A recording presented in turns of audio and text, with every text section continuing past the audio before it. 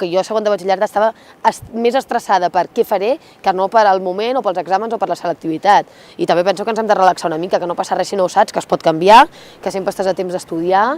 Adolescents i adolescentes de Catalunya. Avui entrevistarem a dos youtubers únics i incomparables. D'una banda perquè publiquen continguts en català i són dels pocs que ho fan, i de l'altra perquè no toquen els mateixos temes que la resta d'influencers. Un parla de medi ambient, l'altre recita poemes de Joan Vinyoli o de Pere Calders, i en resum estan com una cabra.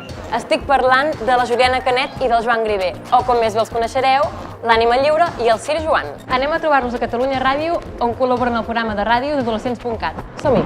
Potser això és millor que sentir-me diferent.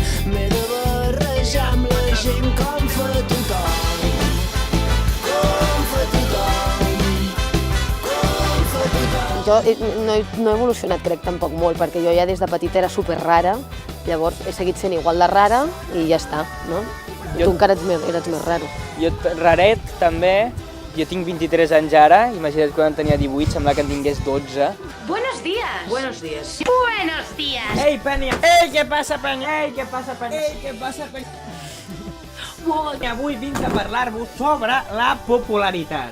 Tots i totes. Quan em vaig atabalar més, va ser el principi de tot, abans d'estar amb adolescents.cat, perquè era un punt en el qual la gent et començava a reconèixer pel carrer i aquestes coses, sorties de festa, els teus amics es ratllaven i no estaves traient cap mena de profit, no? I jo crec que també va ser bastant progressiu. O sigui, no va ser com que vam entrar a adolescents.cat i va ser com, uah, no puc sortir al carrer, soc l'Aitana d'Operació Triunfo, no.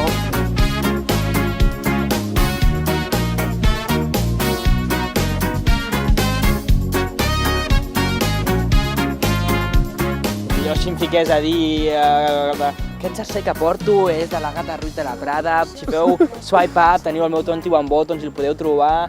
En canvi, si aquest jersei és de la meva mare i me l'està deixant, bueno, ara no sap que l'he agafat. Últimament un dels vídeos que m'esteu demanant és un vídeo sobre els jerseis de la meva mare. Però això li agrada més a la gent perquè, és la veritat, i dos, és una cosa amb la que empatitzen i que no hi és. Així, només els jerseis de la meva mare. No sé, jo faig cas a l'audiència. Però diuen i diuen tant que tu i jo ja anem acabant i els tirats del llit comentem què tal. Com a instagramers com a tal, potser sí que probablement algun dia això s'acabarà. El guai ara és que estem convertint-nos en creadors de contingut d'una altra manera. Però jo crec que creadors de contingut ho serem sempre perquè és el que ens agrada i és el que deia en Joan, l'únic que sabem fer.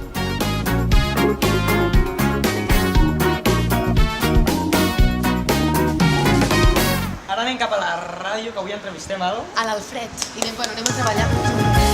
I found this boy, he knew my friends from home.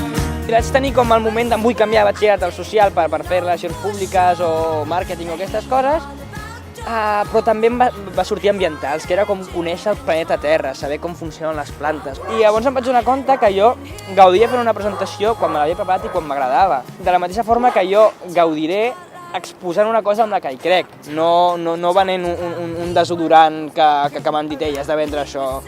I en aquell punt vaig dir, ambientales! Exciting when I was standing there right in front of. Vaig dir, què puc fer a la vida? A què vull dedicar-me? Mai ho havia sabut molt, m'agradava tot lo de l'humanístic, moltes coses del social també. I s'ha de dir que ets molt bona estudiant. I soc molt bona estudiant, també, va. Merci, hijo. Em ve de gust estudiar com a fons l'educació i llavors em vaig posar pedagogia per això. I, bueno, tot això es va sumar a que em vaig adonar que realment la part que m'interessa més de l'educació és la docència. I per això aquest any estic fent filologia, literatura i llengua catalana, perquè m'agrada molt la llengua, m'agrada molt la literatura, que és una cosa que m'apassiona, i a sobre, si ho faig després, puc ser professora, si un dia ho vull ser, i al mateix temps també crec que a nivell de comunicació està molt bé estudiar llengua. Vindran dies molt millors, dies radiants, fins i tot dies de carnaval brillant sexual. Crec que el que té una carrera universitària és que com a experiència vital és molt interessant. El que et dona, sobretot, és coneixement que pots utilitzar en el moment en què tu dius potser estic fent el ridícul en aquest vídeo. Però saps que si et ve una persona i et vacila, el pots destrossar amb arguments perquè has estudiat i la vida universitària que mola. Mola. A nivell de les cervesetes, les festes, l'estudiar, els col·legues. De l'any passat de pedagogia m'enduc molta gent guai que té els mateixos interessos que jo, que això és una cosa que trenca amb tota l'altra educació que has fet perquè és com molt més concret i llavors els interessen més o menys les mateixes coses que tu. I a part, jo el que m'enduré, no seré falsa, és un títol que és, encara que no ho vulguem i que seria ideal que no fos així, però probablement m'obrirà més portes en el mercat laboral i a més em donarà la possibilitat de fer, per exemple, un màster que a mi m'agradaria fer-ne o bueno, de seguir formant-me també. Més u, Més u a la cosa aquesta de tenir un títol. Els dies tan sofisticats que saltarem pels terrats. Vindran dies en què brindarem. Brindarem pels dies que vindran. El més important és estudiar una cosa que encara que sigui una miqueta t'agradi. A mi m'ha fet tot el pal fer toxicologia fent ambiental. Hi haurà coses que et faran pel segur per molt que t'agradi. I feu campanes, però no moltes. O sigui, campanes estratègiques. Exacte, jo penso que fer campanes està bé perquè socialitzes amb els companys de la uni, hi ha assignatures que depèn de què, el dia que sigui tot, però el columpio es trenca i va, que clar, vas a prendre pel sac. Perquè la gent passa saps? llista, exàmens sorpreses. Presenteu-vos sempre als exàmens. Mai, mai, mai.